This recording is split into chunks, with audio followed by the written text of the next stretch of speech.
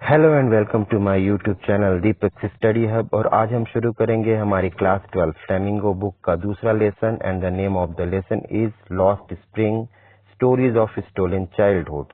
Stolen childhood मतलब चुराया गया बचपन। तो इस बचपन के बारे में यहाँ बात की गई है और इस बचपन की इस चाइल्डहुड की तुलना उस स्प्रिंग उस बसंत ऋतु से भी की गई है जो कि गुम गया है, खो गया है। तो आइए सबसे पहले जानते हैं इनके ऑथर के बारे में। तो इसके ऑथर का नाम है एनिस जंग, जो कि born in Rourkela and spent childhood and teen age in Hyderabad, जिनका जन्म राउरकेला ओडिशा में हुआ था और इन्होंने अपना बचपन और अपना जो टीन एज है, किशोरावस्था है, वो हैदराबाद में बिताया था। इसकी थीम को हम समझते हैं तो किस बारे में लिखा गया है। तो it deals with the deplorable condition of poor children. तो ये जो लेसन है हमारा बात कर रहा है गरीब बच्चों की उन स्थिति के बारे में जो बहुत सोचनीय या विचारणीय है, जिनके बारे में सोचने की आवश्यकता है। Deplorable dreams and desires of these children, इन बच्चों की जो ड्रीम्स है, जो सपने हैं और जो डिजायर्स यानी इच्छाएं हैं, उनके बारे में भी इस चैप्टर के थ्रू बात की गई है। हमारा ये लेसन 2 पार्ट्स में डिवाइडेड है, जिसमें पहला पार्ट है some times I find a रूपी इन द गार्बेज, मतलब कभी कभी मैं कचरे में 1 रुपए पा जाता हूँ। पहला पॉइंट इसका है the narrator encounter Saheb every morning scrounging gold in garbage. तो हमारी जो नरेटर हैं, जो एनिस जंग है, वो बताती हैं कि वो हर सुबह साहिब नाम के एक लड़के को एनकाउंटर करती थी, मतलब उनको पाती थी या देखती थी। कहाँ? गार्बेज में वो कुछ ना कुछ स्क्राउंज करते रहता था, कुछ ना कुछ खोजबीन करते रहता था। और यहाँ पर जिस चीज को वो स्क्राउंज करता था उसको गोल्ड से कंपेयर किया गया है। गोल्ड मतलब कोई वैल्यूएबल थिंग, कोई कीमती चीज। तो साहिब नाम का जो बच्चा है हर सुबह कुछ न कुछ कचरे में कुछ मूल्यवान बहुमूल्य चीज खोजता हुआ उन्हें दिखाई देता था। साहिब की बात करें तो Saheb is a rag picker who lives in Seemapuri at the periphery of Delhi. Saheb एक रैग पिकर है। रैग पिकर यानी कचरा बीनने वाला, जो कि सीमापुरी में रहता है। और ये सीमापुरी जो जगह है वो दिल्ली के आसपास का इलाका है, दिल्ली के करीब का क्षेत्र है। His parents came from Dhaka Bangladesh due to poverty. उसके जो माता पिता थे वो ढाका बांग्लादेश से आए थे गरीबी के कारण। वहां पर बहुत भयंकर बाढ़ आई थी जिसमें इनका सब कुछ तबाह हो गया था। तो वो अपने जीवन की तलाश में दिल्ली के पास के सीमापुरी के इलाके में आ जाते हैं। He has never gone to school, Saheb कभी स्कूल भी नहीं गया है। The narrator does a fake promise to build the school but he takes it seriously. तो बातों बातों में नरेटर जब उससे बात करती हैं तो वो उससे पूछती हैं स्कूल जाने के बारे में, और वो ऐसे ही कह देती हैं, एक फेक सा प्रॉमिस कर देती हैं कि अगर वो स्कूल खोलेंगी तो क्या वो स्कूल जाएगा। और इस बात को वो बहुत सीरियसली ले लेता है, सच समझ बैठता है। और जब दोबारा उसकी ऑथर से मुलाकात होती है तो वो उनसे पूछता भी है कि क्या उन्होंने स्कूल खोला। और इस सवाल के जवाब में ऑथर थोड़ी झेप जाती हैं और इस बात को टाल देती हैं। His actual name is Sahib Alam, Lord of universe, but he doesn't understand the meaning of his name. तो साहिब का पूरा नाम है वो है साहिब आलम। साहिब आलम जिसका मतलब है लॉर्ड ऑफ यूनिवर्स, पूरे ब्रह्मांड का मालिक या पूरे ब्रह्मांड का राजा। लेकिन साहिब को अपने इस नाम का मतलब भी पता नहीं है। Sahib roams the street with his army of rag pickers. तो साहिब अकेला नहीं है बल्कि अपनी एक आर्मी है, उसकी एक सेना है, मतलब बच्चों का एक ग्रुप है, रैग पिकर्स का बच्चों का ग्रुप है जिनके साथ वो कचरा बीनने आता है। Most of the children are bare foot. उसमें से ज्यादातर बच्चे जो हैं bare foot, almost every one is bare foot. सारे बच्चे ही बेयर फुट हैं, नंगे पैर हैं, क्योंकि उनके पास जूते चप्पल नहीं है। They have different explanation to remain barefoot. और अपने बेयरफुट नंगे पांव रहने का भी वो अलग अलग तरह का एक्सप्लेनेशन देते हैं, अलग अलग तरह की बातें बताते हैं। कोई कहता है कि ये तो उनके यहाँ परंपरा है बेयरफुट रहने की, तो कोई कहता है कि माँ उन्हें चप्पल या जूते पहनने नहीं देती है। तो इस तरीके का अलग अलग रीजन बताते हैं, जबकि मेन रीजन ये है कि वो चप्पल या जूते को अफोर्ड ही नहीं कर सकते, उसको ले ही नहीं सकते, खरीद नहीं सकते, इसलिए वो बेयरफुट रहते हैं। और अगर किसी के पैर में कुछ है भी तो वो कहीं का फेंका या कहीं कचरे में मिला हुआ जूता चप्पल उसने पहना हुआ है। The author remembers a story a man from Udupi once told her that when he was young boy he prayed God for a pair of shoes।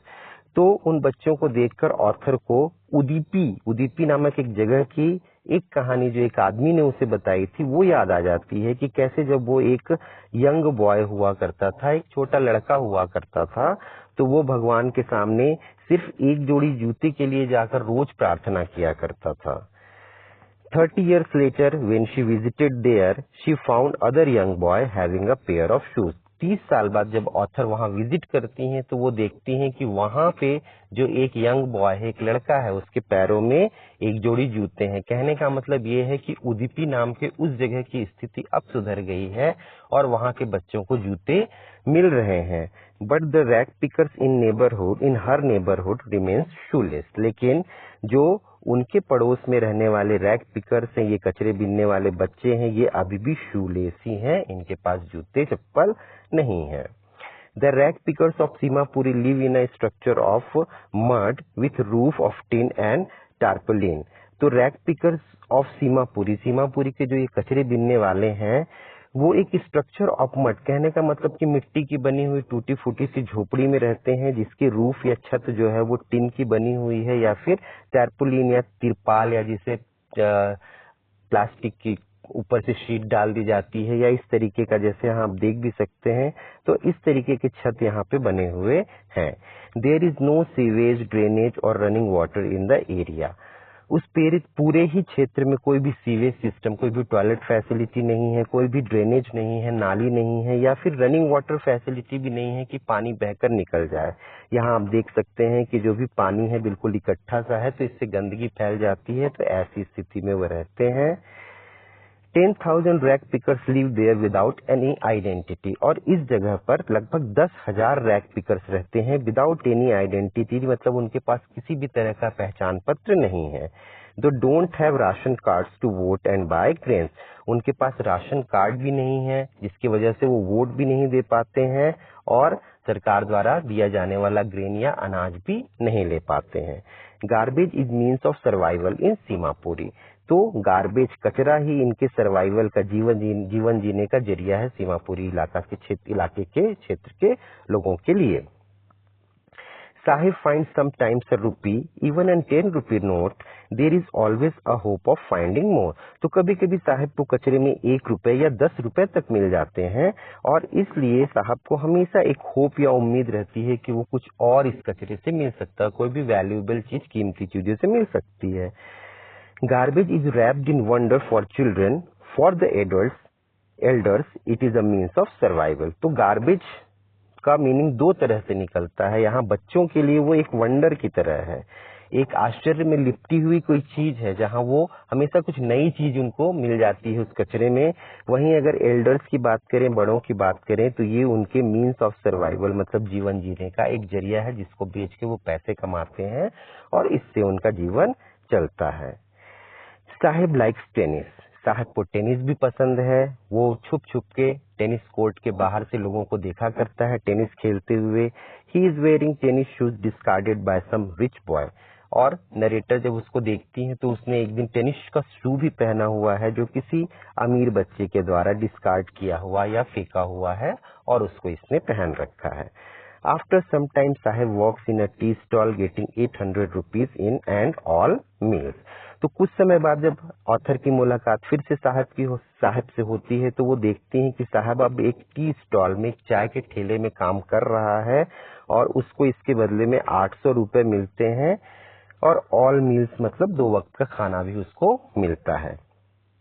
He carries an canister which is heavier than the plastic bag he used to carry on his shoulder. तो अब साहिब के जो shoulder था, पहले उसमें वो plastic के bag को कैरी करते हुए रहता था, प्लास्टिक का एक थैला लटकाए हुए रहता था। अब उसकी जगह पर वो हाथ में एक कैनिस्टर रखा हुआ है। एक कनस्तर जो आप देख सकते हैं, ये कैनिस्टर कहलाता है, हिंदी में से कनस्तर भी बोलते हैं। तो वो अब उसने पकड़ा हुआ है, लेकिन ये कनस्तर उसको उस प्लास्टिक बैग की तुलना में कहीं ज्यादा भारी लग रहा है। उसका रीजन ये है कि पहले साहब अपनी मर्जी का मालिक खुद था, उसको कचरे बिनने में आनंद भी आता था, वो हर वक्त कुछ नया चीज उसमें खोजने में लगा रहता था। लेकिन आज वो किसी के अंडर में काम कर रहा है, तो now Saheb is no longer his own master. Saheb अब अपना खुद का मालिक नहीं रह गया, अब वो नौकर बन गया है, तो इसलिए साहेब हैप्पी नहीं है, जबकि पहले वो गार्बेज पिकिंग करते हुए या रैग पिकर बन के ही ज्यादा हैप्पी रहा करता था। अब इस लेसन का हम दूसरा पार्ट देखते हैं जिसका टाइटल है I want to drive a car. मैं एक दिन कार चलाना चाहता हूँ।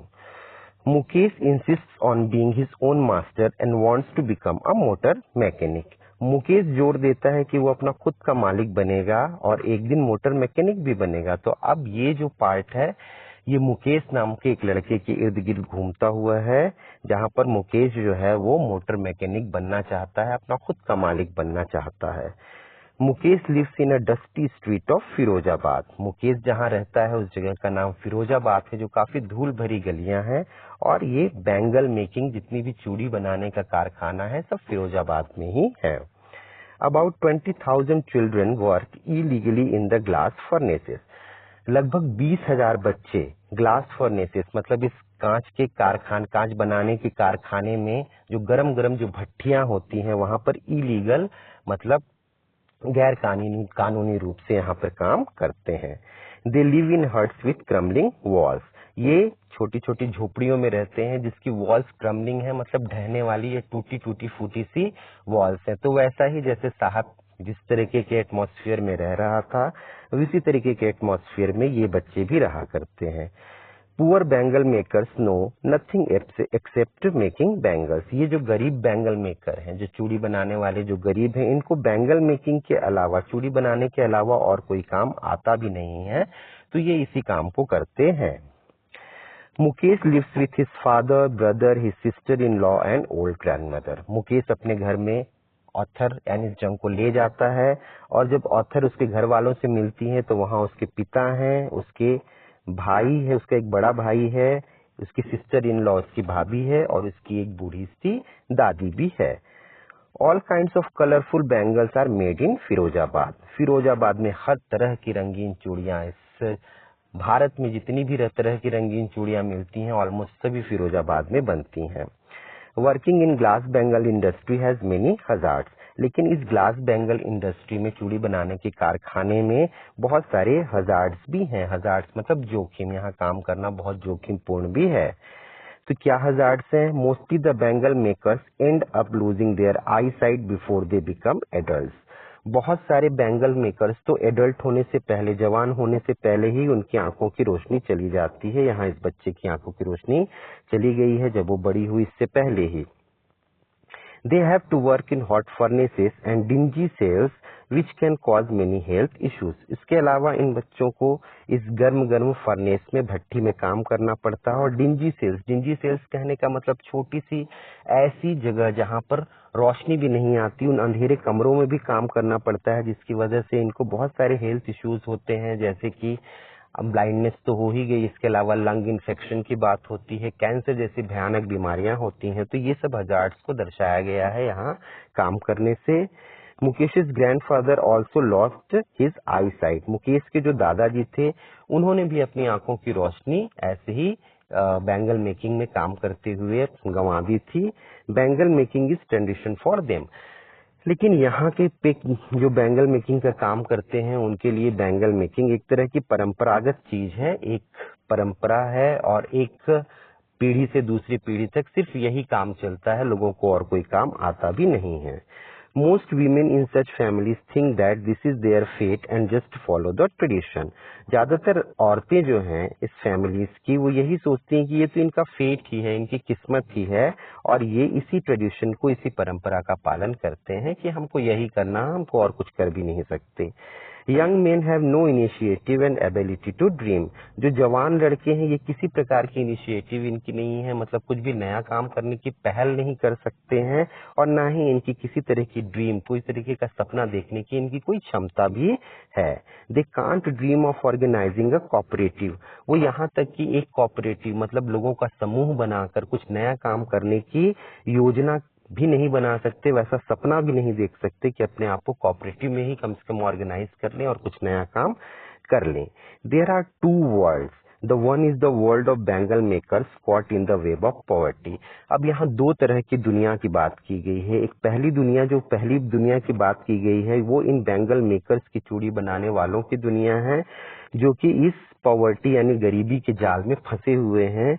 और the other world of money lenders, middleman and policeman law keepers, politicians etcetera who exploit and torture them. दूसरी दुनिया जो है वो किनकी है? मनी लेंडर्स, जो साहूकार उधारी देने वाले लोग रहते हैं। मिडिल मैन, जो बिचौलिए लोग हैं, इनसे सस्ते दामों पर सामान खरीद के महंगे दामों पर बेचेंगे। पुलिस मैन है, पुलिस के लोग हैं। लॉ कीपर्स, कानून के बनाने वाले या कानून की रक्षा करने वाले, जो खुद ही इनको शोषित करेंगे। पॉलिटिशियंस, जो राजनेता हैं, ये सारे ही लोग मिलकर इनको एक्सप्लॉइट करते हैं, इनको शोषण करते हैं और इनको टॉर्चर भी करते हैं। इनको नया काम यदि कुछ करना भी चाहें तो किसी न किसी तरीके से अड़ंगा लगाते हैं, इनको पकड़ के जेल में बंद कर देते हैं, जिसकी वजह से इनकी हिम्मत भी नहीं होती, क्योंकि ये सारे जो लोग हैं उनको इनके चूड़ी बनाने से बहुत फायदा हो रहा है। वो चाहते नहीं है कि ये किसी और काम को पकड़े या आगे बढ़े। No one can dream of doing another job. कोई भी दूसरा काम करने का सपना तक नहीं देख सकता है। But Mukesh wants to become a car driver. लेकिन मुकेश वो एक कार ड्राइवर बनना चाहता है, वो मोटर मैकेनिक भी बनना चाहता है, वो कार ड्राइवर भी बनना चाहता है। अभी वो एक गैरेज में जाकर काम भी सीखता है। तो Mukesh is something different from his family, और जहां वो रहता है उन लोगों से थोड़ा अलग है। He wants to become his own master. Mukesh भी अपना खुद का मालिक बनना चाहता है। जिस तरीके से हमने साहब को देखा तो साहब और मुकेश की भी बहुत सिमिलैरिटी थी। दोनों पॉवर्टी, गरीबी में रह रहे हैं, दोनों के घर एक समान है और दोनों ही अपना खुद का मालिक बनना चाहते हैं। दोनों के अपने ड्रीम्स एंड डिजायर से सपने हैं। तो इस तरीके से हमारा ये लेसन यहीं पे खत्म हो जाता है। और अगर आप मेरा ये टीचिंग पसंद आता है तो प्लीज मुझे लाइक करिए, शेयर करिए एंड मेरे चैनल को सब्सक्राइब भी करिए। बहुत बहुत धन्यवाद।